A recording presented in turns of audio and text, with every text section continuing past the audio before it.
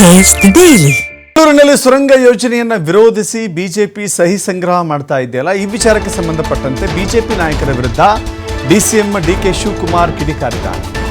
ಸಹಿ ಸಂಗ್ರಹಿಸಲಿ, ಒಳ್ಳೆಯದು ಅಂತ ಹೇಳಿದ್ದಾರೆ. ಜಾಗೃತಿ ಮೂಡಿಸಲಿ ಅಂತ ಹೇಳಿದ್ದಾರೆ. ಅಶೋಕ್ ಅಧ್ಯಕ್ಷತೆಯಲ್ಲಿಯೇ ಸಮಿತಿ ಮಾಡ್ತೇನೆ, ಯಾರ್ಯಾರು ಸದಸ್ಯರಾಗಬೇಕು ಅವರೇ ಹೇಳಲಿ. ಇದು ನನ್ನ ಆಸ್ತಿ ಅಲ್ಲ, ಯಾರ ಆಸ್ತಿನೂ ಅಲ್ಲ, ಸಾರ್ವಜನಿಕರ ಅನುಕೂಲಕ್ಕಾಗಿ ಮಾಡ್ತಾ ಇದ್ದೇವೆ. ಲಾಲ್ಬಾಗ್ ಹಾಳು ಮಾಡೋದಕ್ಕೆ ನಾನು ಮೂರ್ಖ ಅಲ್ಲ. ಇವರು ರಾಜಕೀಯ ಮಾಡಿದ್ರೆ ಮಾಡಿಕೊಳ್ಳಿ. ಮೆಟ್ರೋ ಸುರಂಗ ಯಾರ ಕಾಲದಲ್ಲಾಗಿದ್ದು? ಅವರದ್ದು ರಾಜಕಾರಣ. ಯಾವುದೇ ಅಭಿವೃದ್ಧಿ ಬೇಕಿಲ್ಲ. MP ರೈಲ್ ಮಾಡಿ ಅಂತಾನೆ, ಎಲ್ಲಿದೆ ಜಾಗ? BRTS ಮೊದಲು BRTS ಮಾಡಲಿಕ್ಕೆ ಆಗುತ್ತಾ? ಅವನಿಗೆ ತಲೆ ಇದೆಯಾ? ಸಹಿ ಸಂಗ್ರಹ ಮಾಡ್ತಾ ಇದ್ದಾರೆ.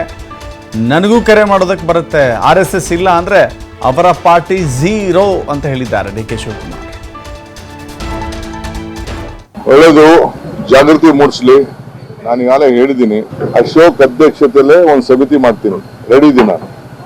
ಅವರೇ ಯಾರ್ಯಾರು ಮೆಂಬರ್ ಮಾಡಬೇಕು ಅಂತ ಹೇಳಿ ಅದು ಮಾಡಕ್ಕೆ ಹೇಳಿದ್ದೀನಿ. ಇದು ನನ್ನ ಆಸ್ತಿ ಅಲ್ಲ, ಇದು ಇಲ್ಲ ಯಾರ ಆಸ್ತಿನೂ ಅಲ್ಲ. ಇದು ಸಾರ್ವಜನಿಕರಿಗೋಸ್ಕರ ನಾವು ಮಾಡ್ತಾ ಇರೋಂಥ ಒಂದು ಯೋಜನೆ. ನಾನು ಎಲ್ಲ ಅಧ್ಯಯನ ಮಾಡಿದ್ದೀನಿ. ನಾನು ಲಾಲ್ಬಾಗ್ನ ಹಾಳು ಮಾಡೋಕ್ಕೆ ಮೂರ್ಖನಲ್ಲ. ಲಾಲ್ಬಾಗ್ ಇತಿಹಾಸ ಕೂಡ ನನಗೆ ಗೊತ್ತಿದೆ. ಲಾಲ್ಬಾಗಲ್ಲಿ ಎಷ್ಟು ಜಾಗ ಉಪಯೋಗ ಆಗ್ತಾ ಇದೆ, ಎಷ್ಟು ಉಪಯೋಗ ಆಗ್ತಾ ಇಲ್ಲ ಅನ್ನೋದು ಕೂಡ ಗೊತ್ತಿದೆ. ರಾಜಕಾರಣ ಮಾಡಬೇಕು. ಇಡೀ ಬೆಂಗಳೂರಲ್ಲಿ ಟನಲ್ ಅಲ್ಲಿ ಮೆಟ್ರೋ ತಗೊಬರ್ಲಿಲ್ವಾ? ಟನಲ್ ಇಂದ ತಾನೇ ಮೆಟ್ರೋ ಬಂದಿದ್ದು. ಇವ್ರು ತಂದಿದ್ರಾ ಅದನ್ನ? ಹೋಗಿ ತೆಗ್ದು ದಾಖಲೆ ತೆಗೆಸಿ ನೋಡ್ಲಿ.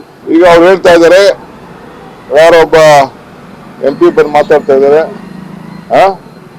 ಇದನ್ನ ರೈಲ್ ಮಾಡಿ ಅಂತ ಅಂದ್ಬಿಟ್ಟು. ಎಲ್ಲಿದೆ ರೈಲ್ ಮಾಡಕ್ಕೆ? ಸೆಂಟ್ರಲ್ ಗೌರ್ಮೆಂಟ್ ಇದೆ, ಮಾಡ್ಲಿ ರೈಲು. ಅದೇನೋ RTPS ಇದನ್ನ ಮಾಡ್ಬೇಕಂತೆ, ಅದೇ ನಾವು BRTS. ಅದೇನಂತ ತಲೆ ಇದೆಯಾ? ಬೆಂಗಳೂರಲ್ಲಿ ಎಲ್ಲರೂ ಜಾಗ ಇದೆಯಾ RTPS ಮಾಡಕ್ಕೆ? ದಿನಕ್ಕೆ 100 ಜನ ಸಾಯ್ತಾರಷ್ಟೇ. ಜಾಗ ಎಲ್ಲಿದೆ? ಒಳ್ಳೇದು, ಜಾಗೃತಿ ಮೂಡಿಸ್ಲಿ.